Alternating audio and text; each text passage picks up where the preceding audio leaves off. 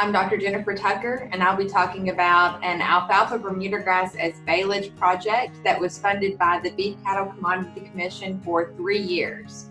This was a comparison of the yield and quality of Tipton 85 Bermudagrass and Tipton 85 Bermudagrass interseeded with Bulldog 805 alfalfa when harvested as a baleage crop and conducted in Tipton, Georgia.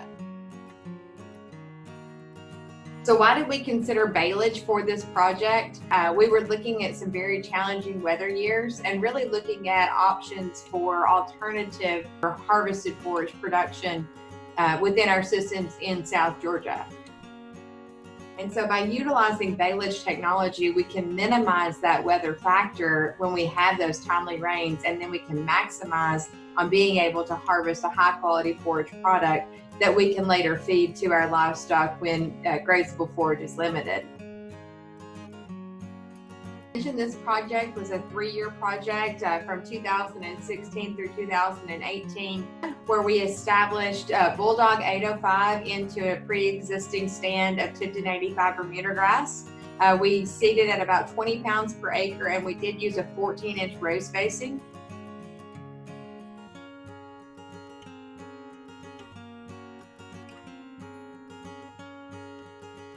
And so we use Tipton 85 Bermudagrass using commercial nitrogen following our UGA management recommendation. And then we had Tipton 85 that we interseeded with alfalfa, and we did not apply nitrogen.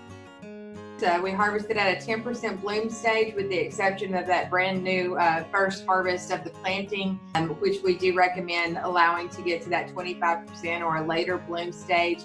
To just allow those carbohydrates and roots to really accumulate and get some good growth. We started mowing at about 6 p.m. in the evening. That's when those sugars are going to be the high.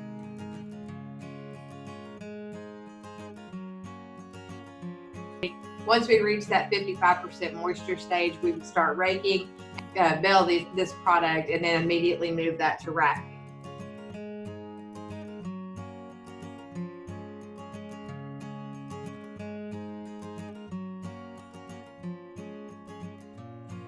What we have found and what we were really looking for in that Bermudagrass alfalfa mixture is you never really reach a 50-50 of each component, but we really look for that ebb and flow relationship.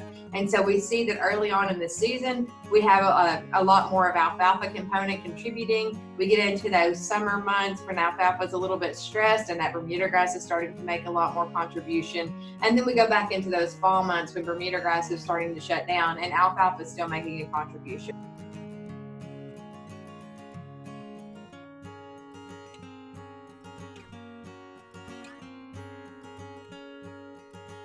We saw that we had an increase in harvest every year. On average, we had about 7 harvests per year with utilizing that Tipton 85 alfalfa mixture, understanding that 3 to 4 of those harvests are going to be dominated with alfalfa and maybe alfalfa and some annual weed species.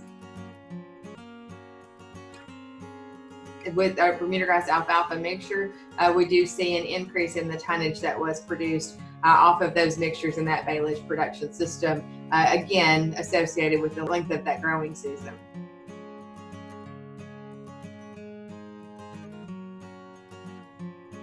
And then when we look at our forage quality parameters, once we got past that first year of that 2016, we really started to see that significant increase in crude protein and TDN that was maintained through both the 2017 and 2018 season when we started to see a significant contribution of alfalfa into those mixtures.